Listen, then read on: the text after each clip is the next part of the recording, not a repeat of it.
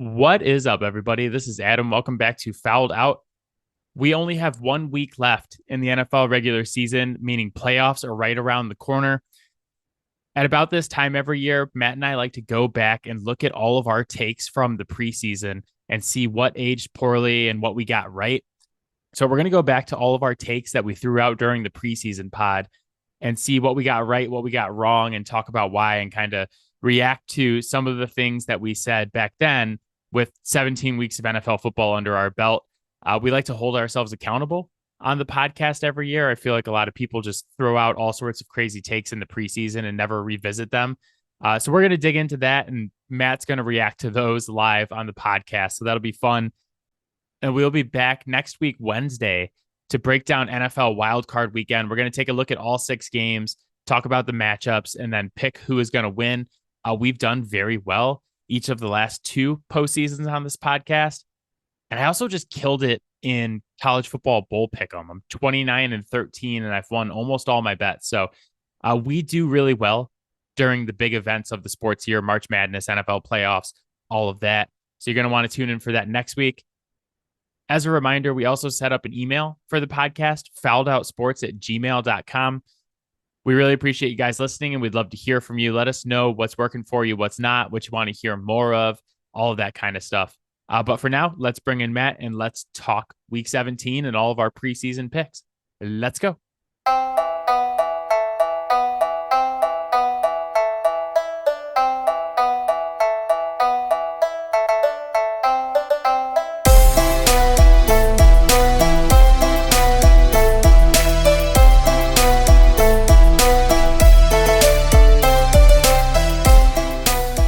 All right, Matt is here.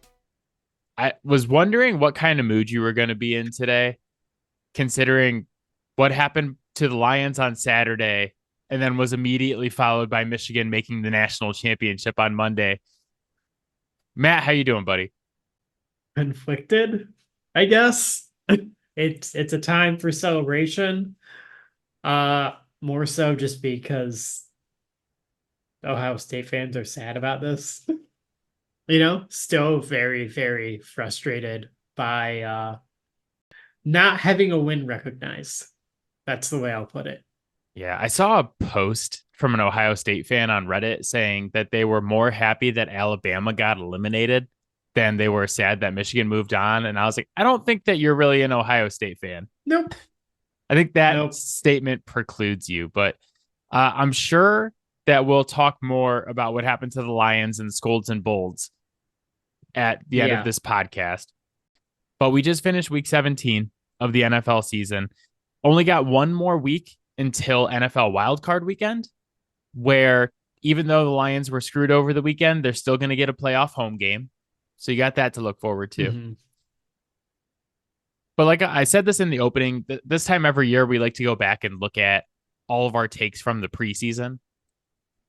So I did a lot of heavy lifting. Like is a strong word. I did a lot of heavy lifting during my break from work. I was off for the last 2 weeks, finally went back today. And I went back and listened to all 9 of our preseason podcasts and took all of the takes. I measured all of our win ranges. I did everything. And I'm here to tell you that I have no idea if our picks were good or bad or not. So much up in the air still. Yeah, that's the thing is like, I was like, okay. So like a good example is like you have the Bills winning the AFC East and I had the Miami Dolphins. Yep. So the Bills and Dolphins play on Sunday Night Football. The winner wins the AFC East. If the Bills lose, they might not even make the playoffs. They could very easily, I think if the Steelers and the Jags win this week, the Bills are in a situation where if they win, they're the number 2 seed in the playoffs. And if they lose, they're completely out.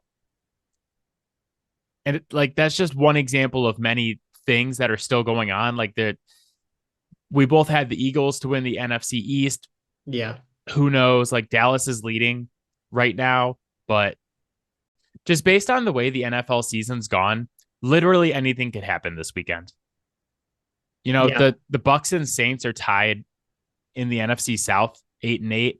But if the Falcons beat the Saints and the Bucks lose to the Panthers somehow, then the Falcons win the NFC South. Like So it was way too hard for me to go in and say, like, okay, here's how many divisions we got right. Here's how many wild card teams we got right. Because even like the wild card spots are just all over the place right now. Oh yeah. So I'll measure that after this week of football that's coming up, week 18, and we'll announce who won on the podcast next week. The other thing we did in the preseason that was new for the year was the win ranges for all of the Yep. teams. Matt and I went through and said, like, okay, what's their floor? What's their ceiling? I went back and looked at those, and currently I'm winning by 4 teams, but I have 6 teams that still need to be decided, and Matt has 5 teams that need to be decided. So I want to say that I won, but knowing the way the season's gone, Matt's going to get all 5 of his, and I'm going to get none of the 6, and then Matt will have won. So that's another thing we'll take a look back at on the podcast Yeah. next week. We'll You announce who know, won. the irony here is actually that Broncos Raiders. I literally can't get all 5 because both are at their threshold for me. So unless they tie. There's a couple of games like that. So I already counted like Broncos as a win for me because I think I had 6-9 or like 7-9, and they're 8-8. I almost feel like you just said 9. I have exactly 9 for the Steelers, and the Steelers No, are 9-7. I feel like you just said 9 for the Broncos. We're going to talk about that later in this podcast, but I also went back and looked at all of our bold predictions this year. And like, as a reminder, if we hit any of our bold predictions, it's kind of crazy because they're usually like super bold. But yeah, we really swing our dicks around on that one. Yeah, they're like records are going to be broken. People are going to throw for 5,000 yards. Matt's bold prediction was that the Jets will miss the playoffs, which looking back at it after 17 weeks seems like silly that would be a bold prediction. But if you go back to the preseason, The oh hype man, on them was insane. Like people were talking about them as a Super Bowl contender, which I mean their quarterback was going to be Aaron Rodgers, so they were already eliminated from that front. but yeah, so I mean at the time it was bold because nobody was not picking the Jets to make the playoffs. My bold prediction that I hit is that I said Patrick Mahomes was not going to be in the top 3 fantasy quarterbacks at the end of the season. His preseason ADP was 13.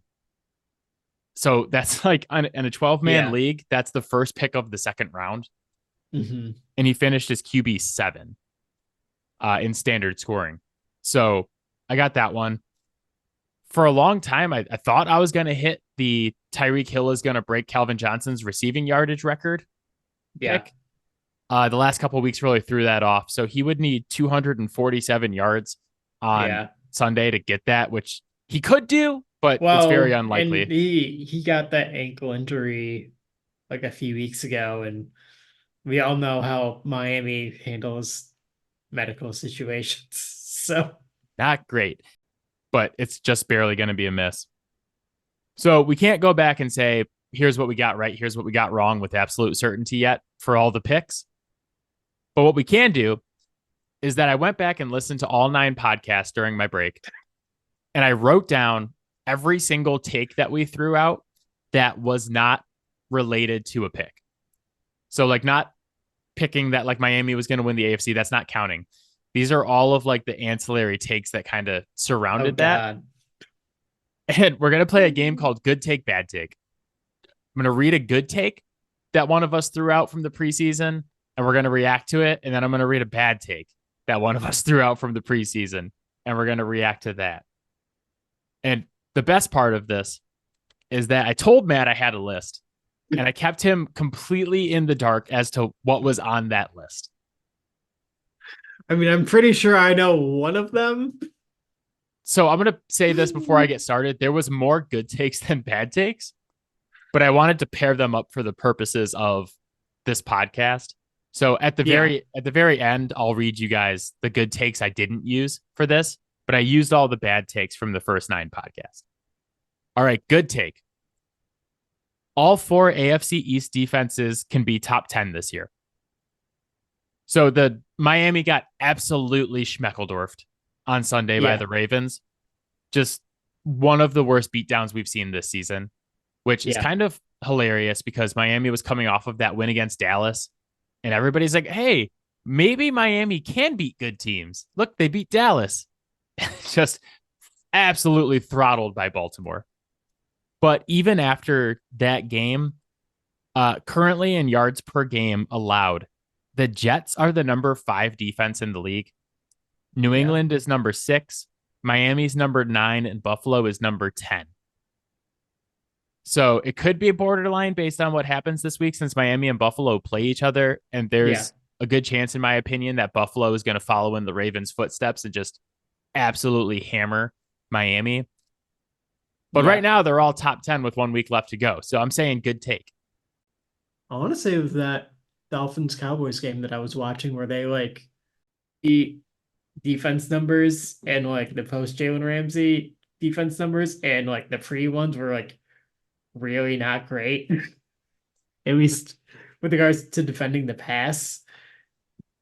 And this is mostly about what kind of an impact he makes, but it was all I also just wanted to say how fucking awful these TV announcers were as they're like showing you the numbers and saying, oh, well, they weren't nothing to turn your nose up at before, as they're like giving up over 300 yards per game Yeah, it's funny because in the air.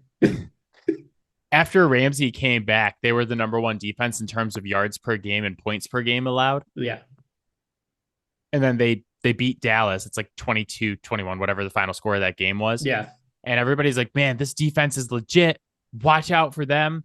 And Lamar Jackson just had an absolute field day. Yeah. I don't know what it is about the Dolphins, but I feel like every time Lamar Jackson plays the Dolphins since McDaniel took over, he's absolutely cooked them.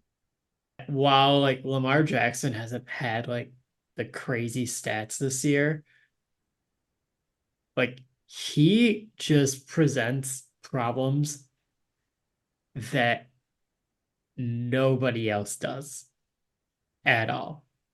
And it's not even like necessarily a scheme thing. It's like this dude can like do like little shoulder fakes and stuff like that to like fake that he's gonna run, fake that he's gonna throw. And like he does it in ways that nobody else can do because he can do all these things at full speed.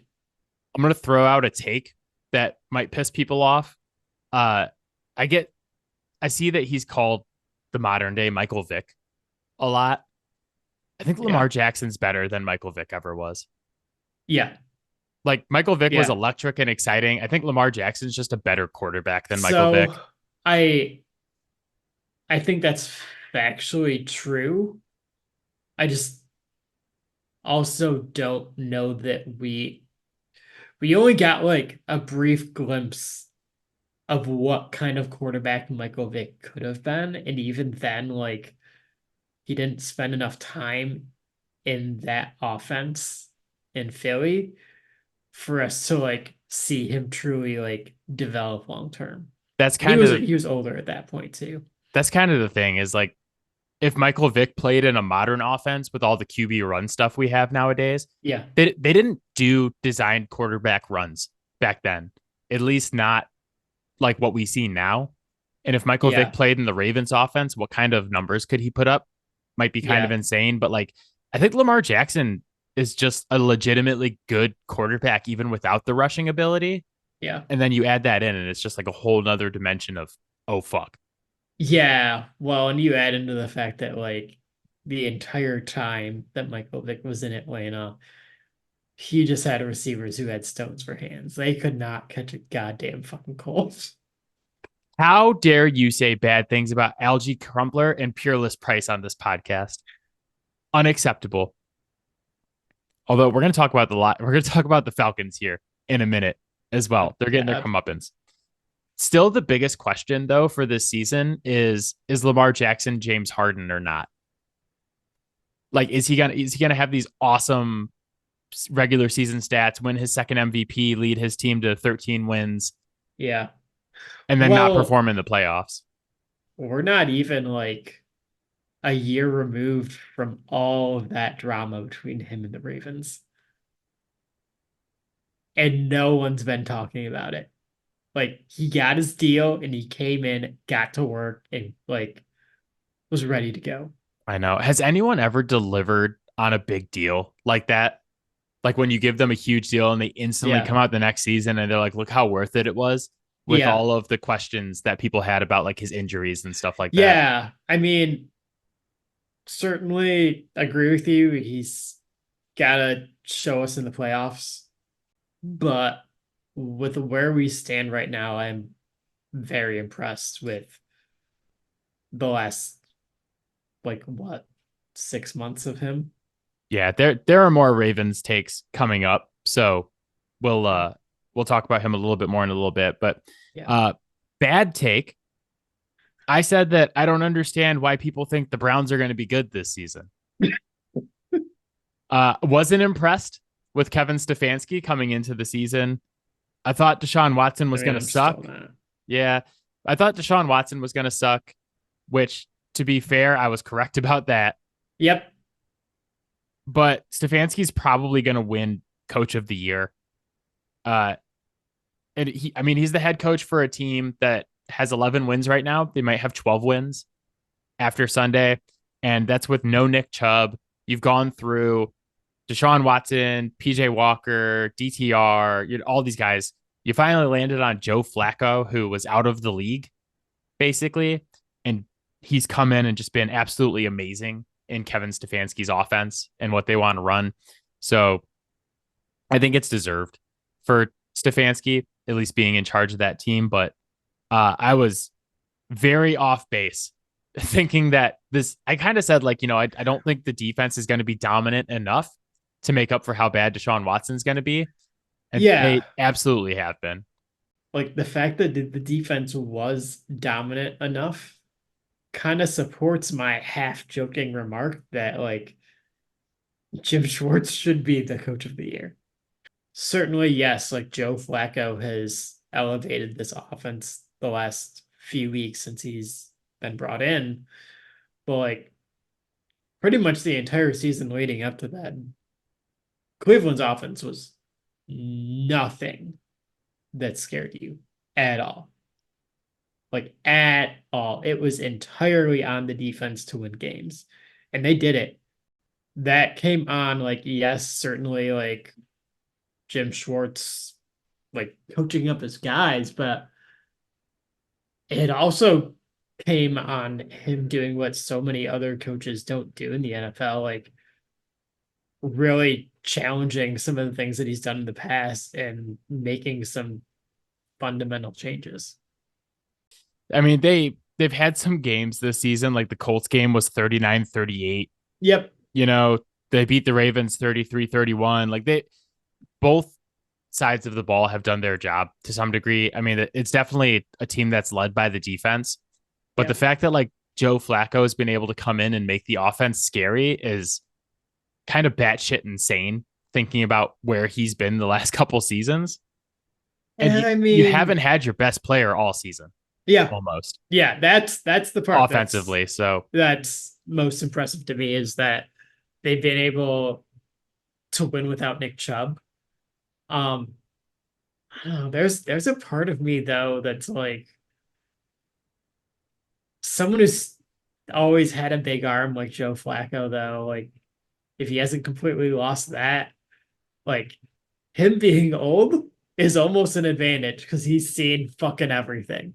You're not confusing him. The interceptions are because he's trying shit that he knows he probably shouldn't try, but he's like, I could do it when I was 25. yeah, but like outside of the famous Joe Flacco playoff run, this might be the best football he's ever played, Yeah. which is insane. Good take. The Lions will win their division by multiple games. Something we both agreed on in the NFC North podcast. We have one more week left. They're up 3 games Yeah. on Green Bay. Every season, there's teams that get super hyped up before the season and don't deliver. And the Lions were like one of the most hyped up teams before the season. Yeah. And you had mentioned on the NFC North preview, like yeah, we're all buying into it, but there's still that fear as a Lions fan of like, well, what if it's not real? What if it Yeah. doesn't really happen? But they've delivered on the hype and then some this year. So Yeah. that good take by us. Bad take. Matt said that Dallas was going to suck and that the Giants were going to be good this season. Yeah. Well, Tough one. I didn't think they would be worse. This is why I paired this up with the Lions winning the division by multiple games. So, And I really thought the defense would take a step forward for them, as like I thought the offense would take a step back. The entire team took a step back, and then they took four more. yeah, I just thought with the Giants, they were like 7-2 at one point last Yeah. season, and then they completely fell apart. So I had their win range way lower.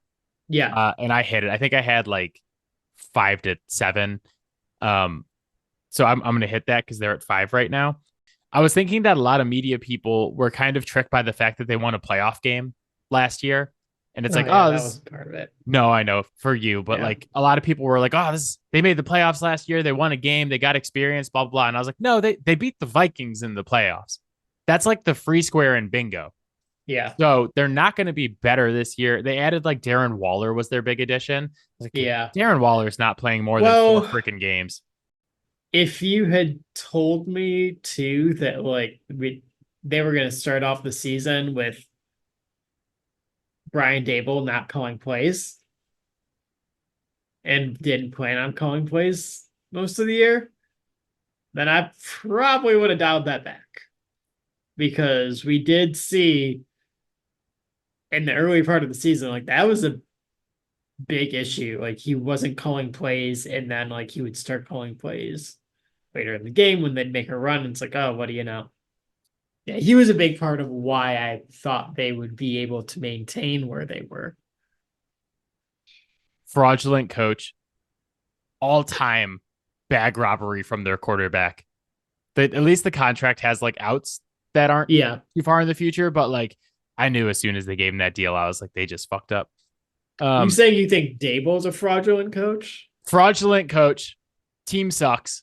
No, he's a good coach. I like Dayball, but like Yeah. the amount of They need to get him an actual quarterback. yeah, the amount of dick riding that was going on before the season, I was like, this ends this year and it ends Yeah. quickly. Um, and then Dallas is just the destiny of Dallas is always the same. Double digit Yeah. wins, lose first or second round of the playoffs to a team that they should probably beat. We'll see it again soon. Yeah. We'll be betting against them possibly next week when Jordan Love goes into Dallas. Like they're sitting there at 11 wins now, but it's like if you're expecting both New York and Washington to be better than they were, then they're maybe not sitting there at 11 right now, right? Yeah. So, there's a lot of factors that go into it, but they shouldn't be at 11 wins. They have 10. They know they have 10. And when they lose their first playoff matchup, that's fine. If they don't and they're running the Lions again, then they're losing by at least 2 scores. You are going to be so fucking miserable next week when we have to pick the Dallas versus Green Bay playoff game. And I get to rub it in your face that I picked Green Bay to be a wild card team.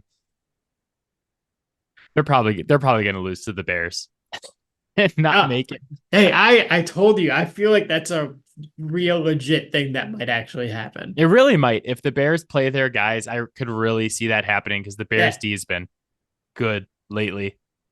If the Bears don't play their guys, then might as well clean house now. Like that rebuild is not going to work if that is the mentality that franchise has. Jordan Love Renaissance Part 2. Good take. Absolutely anything that I said about Kansas City on the AFC West podcast. I was so in the right on Kansas City. And you were too. You threw in some takes there as well, but there was like 5 or 6 that I wrote down. It was like Mahomes is going to struggle. Even if Kelsey's good, the weapons around them. Yeah. Our bottom third of the league was one. We were a little bit concerned about Kelsey's age coming into the Yeah. season. There was so many good Kansas City takes in that podcast. We absolutely nailed how the season was going to go. Bad take. Absolutely anything I said about Atlanta in the NFC South podcast. I was listening back to it and I was all hyped on Atlanta.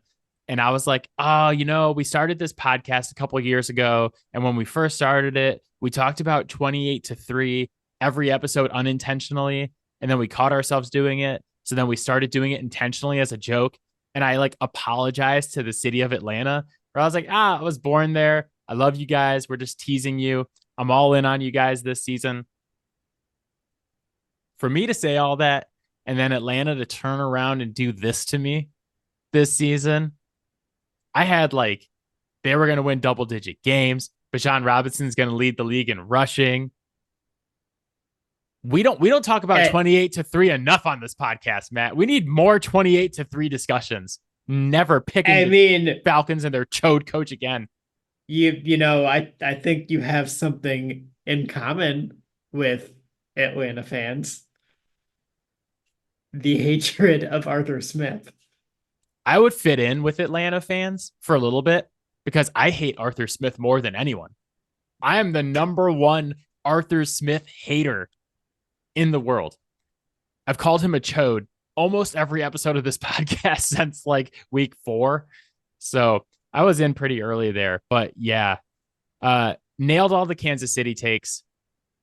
The Falcons are probably my most disappointing team for what I expected in preseason.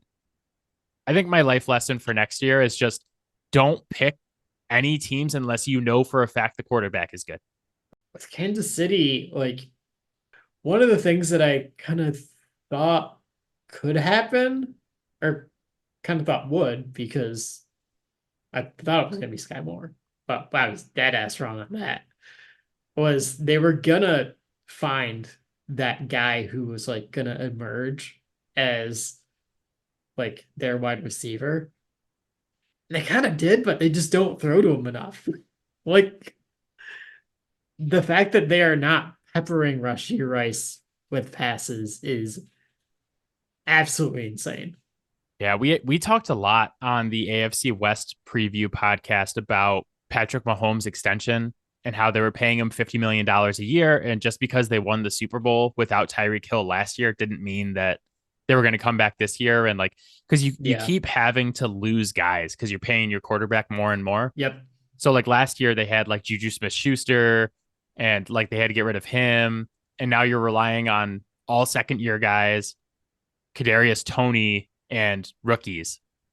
And you just keep losing stuff. And then now that Kelsey has lost a step, like he looked horrible this past week. This was like the worst Kelsey I've seen so far this season. It just keeps getting worse every week.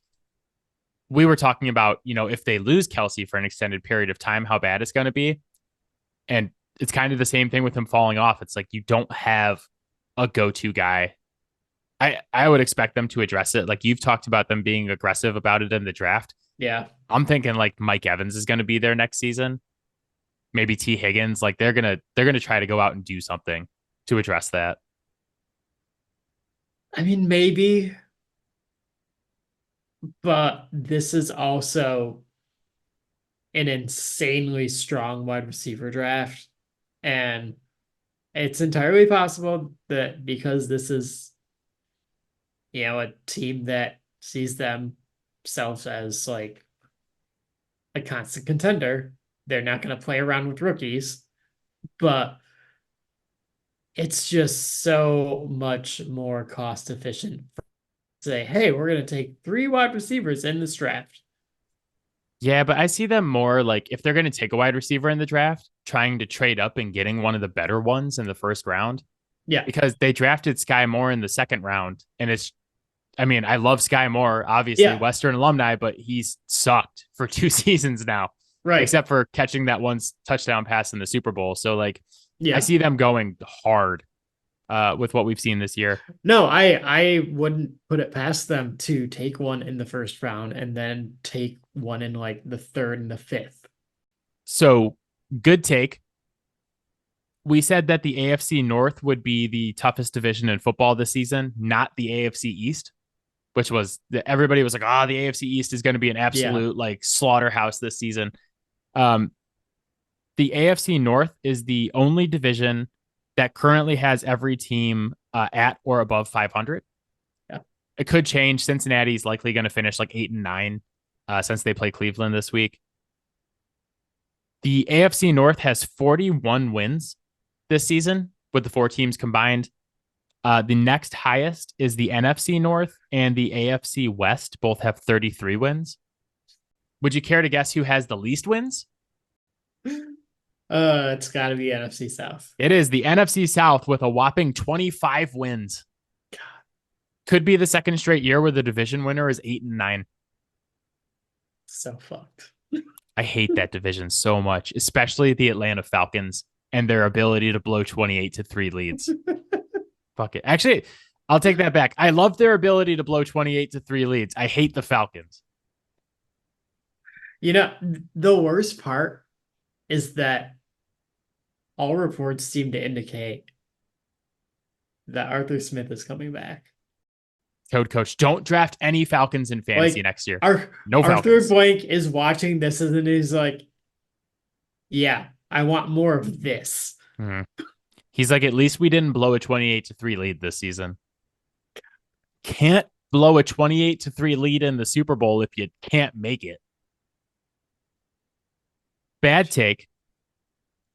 The Jags are going to dominate their division going 5-1 or 6-0 on their way to double-digit wins. This was the division that we were furthest off on in the win ranges. The Colts and the Texans just like easily exceeded our expectations for them in the preseason, even without Anthony Richardson playing. Right. Well, yeah. I mean, I wanted to, and I scaled it back. I wanted to put the Colts cap at 10 wins. And on the day of recording, I wussed out. But what would you have put it at if you knew Anthony Richardson was going to play like 3 games? Oh, yeah. No, it would have probably been like 7. Yeah, it would have been where it was. We had it like, I think you had like 4-7 and I had even lower than that. Yeah. Something like that. But that was the division we were the farthest off on. Those teams have been, like, to be fair, those have been probably the 2 most surprising teams this season. The Colts without Richardson and then Houston just being awesome. They play each other on Saturday night. Yep. With the winner taking a playoff spot. If you would have told me before the season that Houston and Indy were playing week 18 and the winner was going to the playoffs, I would have asked you what the hell happened to the season. Minshew mania. Yep. Good take. Justin Fields does not have to take a major leap forward for Chicago to win 5-7 games. Chicago is 7-9 right now. Probably going to be 8-9 after they ruin the Packers season on Sunday. And I don't feel like Fields took a step forward this season. I think he's exactly who he was last year. Yeah. Hard agree for me. But that was the kind of the point that we had talked about, is that the Bears roster was improved enough around him that they should win more games, even if he's not better. Well, yes, like the Lions were better. Green Bay certainly wasn't. Minnesota clearly, slid back. And obviously, like, we'd be lying if we didn't acknowledge that, like, a big part of the team taking a step forward was trading for Montez Sweat. The shoe still fits, right? He didn't need to be better. The team just needed to be better. Yeah, it's going to be entertaining this offseason when they have the first overall pick in the draft for the second year in a row and decide to keep Fields as their quarterback. And it's just going to be like, okay, well, now at this point, you passed on Bryce Young, Anthony Richardson, CJ Stroud, Will Levis, Caleb Williams, Drake May, Jaden Daniels, you name it. You've passed on all these people in favor of Justin Fields. It's brutal. And I had said in the preseason pod that I respected Ryan Pohl's decision to stick with Fields and make this trade, but I was like, this is your you better be right moment. Yeah. Because if you're wrong, you're getting fired. Based on what we saw this past weekend, the Chicago fans obviously think he's right, Hmm. but uh, we'll see. If I were him, I would try to get some draft capital for Fields and uh, draft the QB1 in this draft. But last bad take, Matt, you said you would take Derek Carr over Dak Prescott in the preseason. I don't even know if you think that's a bad take, though. You might still believe in it. In the postseason, it's probably the same. I think we might actually leave that one as unresolved until Yeah. we see what happens because the Saints might make the playoffs still. 2 weeks ago, we're being told that Dak Prescott is the MVP, right? And then he does what he does in, marquee matchups. And then he loses to the Lions, but gets bailed out. Yeah, it Also, if you look at the stats too, like pretty much all of what he's done has been them rolling up on shitty teams at home. On the yeah. road, they put up 20 points per game. On the road. If they had correctly called the play in the Lions game, it's. I mean, the Cowboys would have had some time to go try to get a They field would goal, have. but likely the Lions win, and the Cowboys would have lost three Yeah. straight to the who was it? The Bills. They would have lost three straight to the Bills, the Dolphins, and the Lions, Yeah. all playoff teams. So, And uh, yeah, if they call that play right, Aiden Hutchinson gets his fourth sack of the game. my point is not that Dak Prescott is great; it's that Derek Carr sucks, and he's sucked all Yeah. season. And I'm not taking him over Dak Prescott right now, but we'll see how that changes. Yeah. I Uh, mean, we've had the conversation about New Orleans and how much of a pass that situation is getting, but it's not good. hmm. So those were all the matched up takes I had. Other good takes. I'm just gonna there's a lot of these, so I'm just gonna read them rapid fire. We said with the changes to the offense and the pieces they brought in, Lamar Jackson has no excuse not to have an MVP caliber season this year. We said that if Lamar is healthy all year, the Ravens are probably going to be the best team in the AFC. Matt was high on Zay Flowers and his fit in the Ravens offense. I liked Tank Dell, and I said that he was going to be Houston's best receiver this season. I think there's probably a debate between like him and Yeah, Nico you could probably Collins. debate that, but no one foresaw Nico Collins just exploding Yeah, in but year three. the Like, point was I thought Tank Dell was going to be good, and he is yeah, very good. yeah, Small boy season represent. I said the Giants are going to regret the Danny Dimes deal and that they're going to suck this season. Nailed that one. We said that Carolina does not have the weapons to support a rookie QB. yeah, That proved to be true. Matt brought up that Doug Peterson is not capable of advancing the Jags roster and taking the next step. They look like they've regressed. Matt, you also said that the Vikings defense was going to be noticeably better this season with Brian Flores. They went from 31st in yards allowed to 16th. yeah, We also both said that the regression to the mean was going to hit the Vikings hard this season after being like, what were they, 10-0 or whatever in one score games last season? yeah. I think it was like 12-1 or something like Yeah, that. something crazy. And then they're going to finish the year 7-9. And then last one, I picked Dax Hill for the breakout player of the year. Might not be the breakout player of the year. That's probably like Kyron Williams. He had a very, very good year though. Yeah, Dax Hill right now, 105 tackles, 6 for a loss, 1.5 sacks, 2 INTs, and 11 passes defended for the Yeah. Bengals. So good call there. Last couple things I wanted to wrap up, and then we'll go to Scolds and Bolds. Matt, you said you were sold on Geno Smith as a starting NFL quarterback. Seattle's 8-8 and might not make the playoffs. They need to win and have Green Bay lose, which is totally possible. But I wanted to ask you if you're still sold on Geno Smith as a NFL quarterback. I guess let me ask you this. What's the threshold in the rankings where you're saying they're not an NFL quarterback? Are you taking 20 guys over him right now? No. I don't know that there's 15 I take over him. I think he's pretty firmly cemented himself at this current junction in time as a top 15-ish quarterback in the NFL. They're going to need him to be better than that because they've had some struggles of late.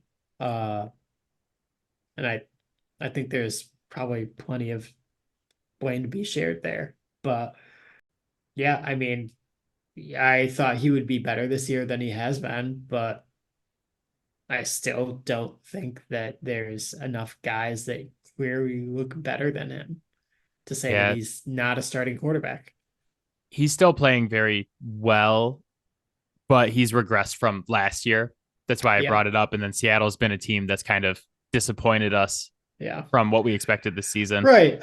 Well, and we talked about it not that long ago, I feel like that yeah, it was I think it was the Drew Lock game when we talked about how like yeah, what do you know once they like force feed the ball to DK Metcalf, Tyler Lockett, Jackson Smith and Jigba, uh Kenneth Walker the third, like suddenly, oh my God, they're moving the ball and no one can stop them. It's like why do we continue to get cute with where we're sending the ball? Pete Carroll calls games like a 14-year-old playing Madden, where it's either a run or it's four verts, and there is no in between. Another take from the preseason, I was adamant the Broncos would win 9 games this season. We've played 16 games. They are 8-8 with a matchup against the We Raiders. are staring down the fucking barrel. It's amazing that this actually happens. Their over under in Vegas was 8.5, which just like fucking amazing line by Vegas. It's 8.5. They have 1 game left and they're 8-8. And I was just adamant because the Broncos were so bad last year. And I was like, man, the under is plus money. There's no way they're going under. They're going to win 9 games, even though I was like, I said in the win ranges, I don't want to put it at 9. I have to put it up to 9 because of the possibility. And I've talked about it all season. They're going to win 9 fucking games. Here we are, baby. 8-8, playoff spot on the line. They could potentially make the playoffs still if they win this weekend. Got to beat the Raiders, who have already been eliminated. And then the very last thing. Oh, another good take that I had, and it has come to fruition. I told everyone that the Raiders would win more games with Aiden O'Connell than they would with Jimmy Garoppolo. He That has is, won 4, Jimmy won 3. this is And Jimmy true. had 9 interceptions in 6 games. He was fucking awful. Poor Jimmy. Very last thing before we go to Bolds and Scolds from week 8 or from week 17. We were both very concerned about the long-term health of Matt Stafford and Tua Tagovailoa in the Yeah. preseason. We talked about what picks are we going to regret most. You said Miami making the Super Bowl was going to be your biggest regret, and we talked about Tua at length. Yeah.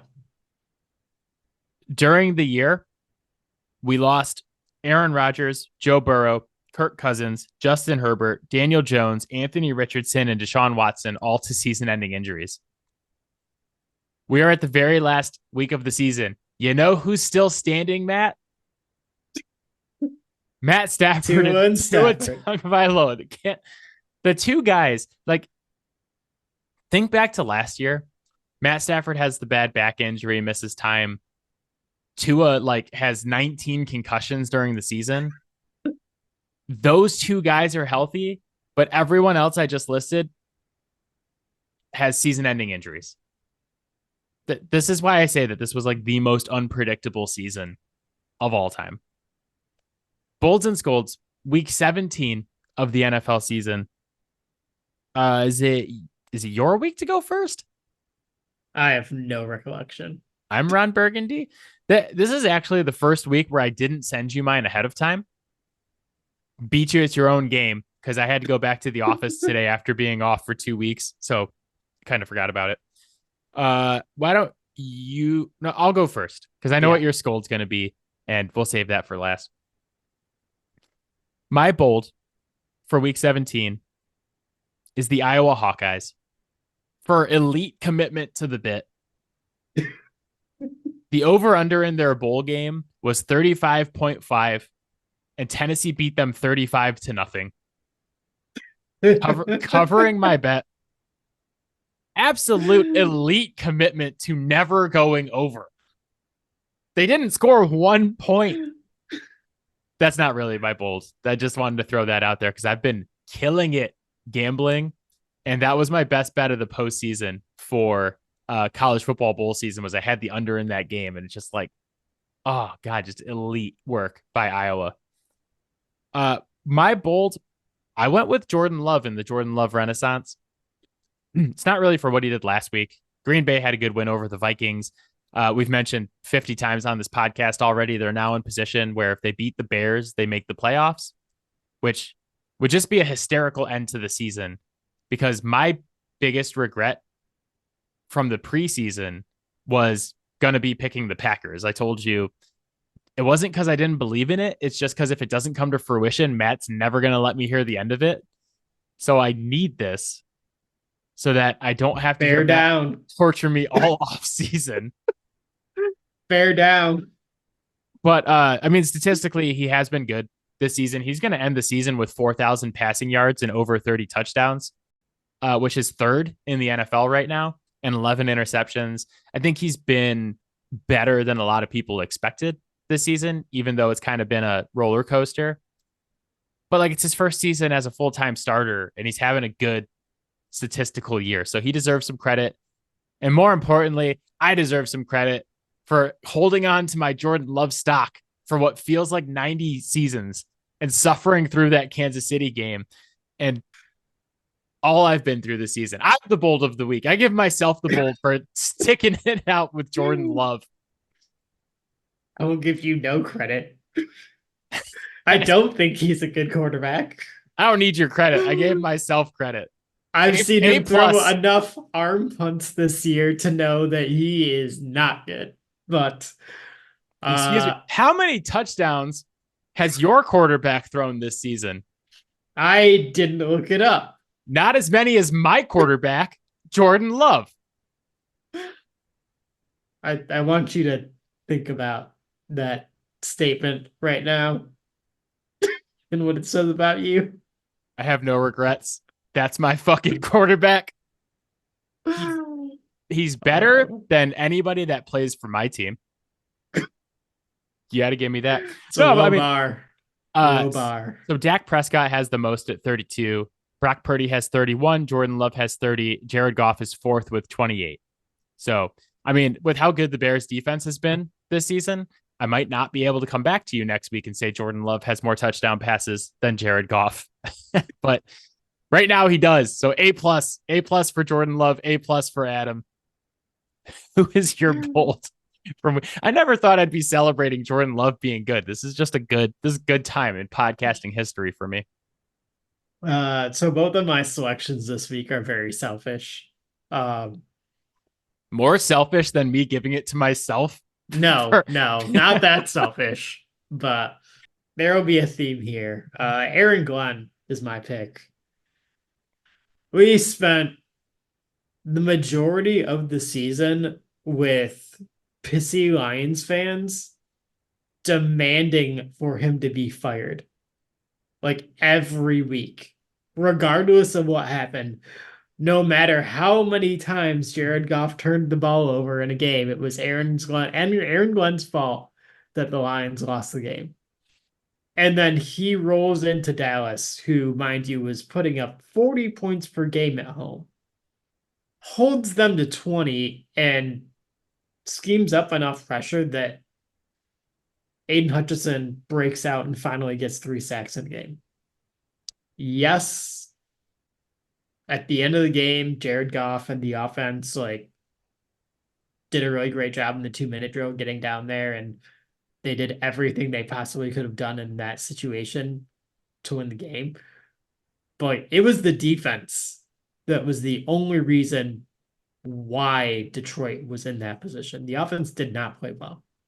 And there has been a number of games recently where that has been the case. And the defense is what has gotten the Lions down the stretch this far. I think that's a good pick.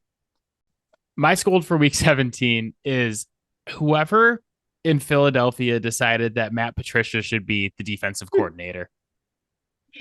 I know it wasn't going great this season for Philadelphia's defense, but like the funniest and most predictable thing to ever happen was when they handed the reins to Matt Patricia and the defense got worse. They were awful Sunday in a 35-31 loss to the Cardinals in a critical game at home. Yeah. Because they've now slid back into being a wild card and having to go on the road instead of having a home game in Philly in the playoffs. The pass defense has been shit all year. We've talked about it ad nauseum that they have one of the worst, if not the worst, pass defenses in the NFL. Yeah. That's not Matt Patricia's fault. That's been bad. Their calling card defensively all season has been the run defense. It was always like, yeah, the pass defense sucks, but at least nobody can run on them. They're the best run D in the league, unstoppable. Since Matt Patricia has taken over, they've allowed 142.3 rushing yards per game in 3 games, the worst in that stretch in the entire NFL, including 221 yards allowed to Arizona this past Sunday. Also, for some reason, Hassan Reddick, their best pass rusher, spent almost the entire game in coverage on Sunday instead of rushing the passer, and Kyler Murray had all day to pick that defense apart. Beautiful thing, because it also put the Patriots back in contention for the 2 seed, or not the 2 seed, but the number 2 pick, which is pretty much the opposite end of the spectrum. Yeah, so Matt Patricia finally did something good for me. Finally. Took 10 years. Like the whole Hassan Reddick thing, it's like, yo, he sucked when he was drafted because people did that shit. And then he was great when someone was like, hey, you should be a pass rusher. And then you guys brought him over and like, hey, we want you to be a pass rusher. And he was great. And now you're like, all right, let's give the reins to Matt Patricia so you cannot be a pass rusher. Because you know what he never allowed to happen when he was in Detroit? Any form of pass rush. It's just hilarious to me because my biggest complaint with Matt Patricia when he was in New England is I was like, he has a game plan and he's going to stick to it no matter what. Yeah. And that's not a good thing. And they were like, hey, Hassan Reddick, would you like to guard Trey McBride for 4 quarters? And he was like, I would not like that. I would like to get after Kyler Murray. And they're like, think you do a really good job on Trey McBride. It wasn't good. He played a lot of zone coverage and it was a bad thing for them. And Kyler Murray just had all day to pick them apart. Yeah. In the run. Oh God, everything is so much worse with Matt Patricia. And they're now 1-4 in their last 5 games in Philly. Yeah. Speaking of things you probably don't want, who is your scold for week 17? He said, knowingly. God, I mean, I don't even know what label to put on it. Is it the entire NFL? The Brad Allen officiating, his crew? Like, so the NFL put out, after the debacle at the end of the Lions-Cowboys game, a video explaining what players and teams should do in this situation to avoid that. And you can watch the video of what happened on Saturday night on the field, and it is like word for word exactly what the Lions did. And the NFL is still just doubling down that you're like, yep, it's totally the player's fault. And not not Brad Allen's. Who, mind you, also gets his crew gets a primetime slot next week. But they also made it very clear that he did fuck up because he is not doing the playoffs. So I have a couple takes on this situation. The first one is that you can go and thank John Harbaugh, the Ravens coach, for this even being a situation in the first place, because the incessant crying after Bill Belichick owned his ass in the playoffs by lining up linemen all over the place and throwing to them is why we have this rule in the first place. So, go, all you Lions fans can go and thank him for that. My other take, you're not going to like this one. And the greater Metro Detroit area that I live in is not going to like this one. I feel bad that you guys got screwed. And I absolutely agree with you. It's like 100% a screw job. I don't feel bad the Lions lost this game because you don't have to go for two. I don't know if Dan Campbell knows that. Like, you run the play, it's your best 2-point play. You get it. You should have won the game 100%. But when you don't get it, they like back you up because of the penalty. And he's like, no, we're going for it again from further away. And that was a penalty on Dallas. And they move you back up to the line. And he's like, you know what? We're going for it again. And you don't get it. And it's like, dude, the Lions were the better team for the entire game. The only reason that game is close is because they have that 92-yard touchdown play, the 92-yard touchdown play where I don't know who from the Lions it was, but they had a clear shot at Dak Prescott. He escapes the pressure. There's a blatant hold that's it was not Jack called. Campbell. You're my guy. Yes, I love Jack Campbell, and then like there's a blatant hold that's not called on the Dallas offensive line, and then it's whipped 92 yards downfield for the touchdown. Like without that play, the Lions have already won that game. Dallas was like executing horribly. Yeah. They have a drive to put the game away when they're up by 6 or 7 or whatever. They're up by 7. They have the ball. It's like 2nd and 10 and they fucking throw. Yeah. And it's incompletion out of bounds. Like Mike McCarthy does all the stupid Mike McCarthy shit. You've outplayed them for 3 hours at this point. And Dan Campbell's like, no. How far back would they have had to make you go for Dan Campbell not to go for 2? The 10-yard line. He's already said that.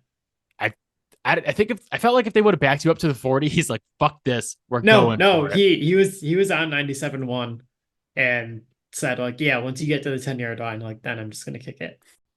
We can get into the semantics of like, should he have kept going for it or not? Like that's besides the point to me. Right. Because I know it's an irrelevant point because they should have just gotten the call right and you guys should have won the game. But I thought if they would have just kicked the PAT, they would have won because they were the better team. So that's the part where I'm just like, okay, come on. Like, you already used your good 2-point play. You don't have that many good 2-point plays. But because of the overtime format, it's like, okay, you lose the coin toss and then you have one busted play on defense and then the game's over.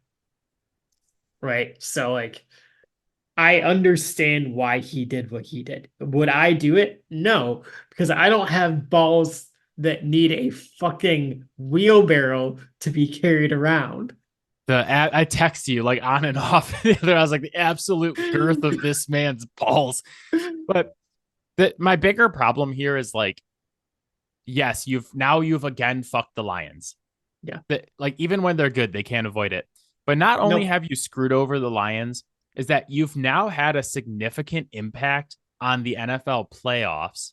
Yep. Because if the Lions win this game, they're the 2 seed. If Dallas loses this game, they're a wild card, and Philly is the 3. Yeah. So you've taken a home game away from Philly and given it to Dallas, and you're going to let Dallas now play the worst of the 2 wild cards. Yeah. Like they locked in Lions Rams, basically. Right. Like it can change, but it's extremely likely we're going to get Lions Rams, which like I'm going to love and it's going to be fun, but there's a good chance that the second wildcard team is significantly worse than the Rams. And so now you've not only screwed over this game, the Lions lose the opportunity to potentially play, the Saints or the Green Bay or like whoever's in there. Yeah. You got to go up against Stafford and all his weapons. And now Dallas gets a home game that was taken away from Philly. So, like, this isn't just something that Lions fans should be pissed about. This is something we should all be pissed about Yeah. because refs should not only have like an outsized impact on one game, but an outsized impact on the entire playoffs moving forward have been Yeah. impacted by this call by Brad Allen, whatever the hell his name is. Well, and I think there's an element too of like, because they are a lower seed now, like that is less matchups when they can have home games. And like, not even looking at it from a competitive advantage standpoint, just like the impact that that has for a city. Like, how much could the city of Detroit benefit from having more home playoff games? You know how much business that would bring in to like certain areas that really, really need it. No, I mean, the whole thing is super fucked because like you lose. Yeah. Now, if you meet Dallas in the second round, it's back in Dallas, Yep. which you guys can win there, but you'd Yeah. rather have that game in Detroit. There's more revenue for the city. And then, I mean, I guess like the third round, either way, you would like have to go to San Francisco or else it's going to be a home game. So it doesn't really Yeah. affect that part. But it's like, now Dallas, instead of having to be a wild card, Dallas has home field through the first two rounds of the playoffs, Yeah. assuming they win their first round game, which who knows? Never assume that. But it's all going to kind of tie back to this play. And it's like, yeah, there was 30 seconds left on the clock or 23 or whatever. Is it possible Dallas could have gone and got a field goal with Aubrey, who's the best kicker in the league? It's possible. Yeah. Well, but like I said, like the Lions had been out playing them for 3 hours at this point. So I take my chances there. The thing is too, like Scott Van Pelt made this point repeatedly the night after the game. Clearly, the video indicates that Decker was the one reporting, not Skipper. Like, you made a mistake. Whatever. It's okay. Move on. And like, you're going to effectively end the game to hold to that point that you didn't make any mistake when Dallas has timeouts in 23 seconds and they only need a field goal. Like, you're not ending the game there. Really. Like, Dallas still has a chance to go win the game. Like, the ref decided the outcome of the game. That's what pisses me off the most is like, even if you look at the other, Lions Cowboys fiasco that happened in the playoffs years ago, like at least the Lions had time and opportunity to overcome that. You just said, nope, bye, game over. I like that you guys are going to play Matt Stafford in the playoffs. I think it's super fun. I don't. But it's one of those things where I'm just like, not like this. Yeah. Not like I wanted it NFL, but like not like this. So, but that is it for us. As always, Fouled Out can be found on Spotify, Apple Podcasts, Pocket Cast, Overcast, anywhere you get your podcast. You can hit us up on Twitter at Fouled Out Sports. You can find Matt on Twitter at Matador_defense. And you can find our videos on TikTok at Fouled Out Sports Podcast. Matt, I went almost the whole podcast and I forgot about this. Congratulations on winning the Western League Fantasy Football Championship. Very proud of you. It feels good to get my name on there for a second time. Our friend Vince won the East. Good job, Vince. I'm proud of him. Good job, Vince. Proud of him. He auto-drafted this season and won the whole thing. That's the key. Yes. So before we get back next season, we're going to have week 18 of the NFL. You got all sorts of super important games for playoffs. Starting on Saturday, Pittsburgh and the Ravens play, and then the Texans and Colts at night, and then games all throughout the day, Sunday, culminating in Sunday Night Football, Bills Dolphins for the AFC East and potentially a playoff spot. Also going to have the College Football National Championship. Monday, January 8th at 7:30, Washington versus Michigan. Which is funny. I picked Washington to win the national championship. You picked Michigan, so one of us is going to be right. I've got to warn you guys though. I'm now like 29-13 in bowl pick'em, and I've just been slaughtering FanDuel for about 2 weeks now. So I'm probably going to lose all of my money betting on Washington on Monday. That's the moral of that story. If Michigan keeps calling that defense the way they called it against Bama, R.I.P. to Penix, because they were fucking lighting up Milrow. Yeah, there's a lot of my guys on both sides of the ball, actually, in this game. Those guys I've already decided are going to be on my guys list when we hit the draft. So I'm excited. I'm excited for this game. These are, I think, the two best teams. I'm going to go out on a limb and say Georgia might be up there too, but I think that these are the two best. And it's like the national championship. This is the thing that's funny is like, if we still had the BCS, this was 1 and 2. And this is the national championship game we would have had. And they're the two undefeated teams. Yeah. They're there. I'm happy about it. I think that this is going to be a super fun game watching Penix and those. Like, I told my dad this. Washington has an NFL caliber quarterback and 3 NFL caliber receivers with Polk, McMillan, and Oduzze. So I think that's super fun matchup to go up against the Michigan defense. Oh yeah, for sure. You can look at Michigan's like number 1 defensive ranking and say like, all right, well, they weren't really playing anyone, but then you see them do it against Bama. That argument goes completely out the window. So now we've got the real strength on strength matchup. And that's going to be really interesting. Yeah, it's going to be super fun. So there's a lot of good football before we come back next week. And then Matt and I will be back next Wednesday to break down all 6 NFL wildcard games and make picks for the NFL playoffs. Yeah, we'll be back Wednesday. Oh, yeah, for that. Yeah, for them. We record on Tuesday nights. It comes out on Wednesday. So we'll be back Wednesday to break down. Does it come out immediately? No, it's not. I know I make it look super easy with how fast it comes out, but it's not that easy. But we're going to break down all 6 wildcard games, and then we're going to pick winners next week. What was our record like last season? We were something crazy like 15-3 in the playoffs or something. It was really good. A couple of them were like, we didn't listen to ourselves. Like we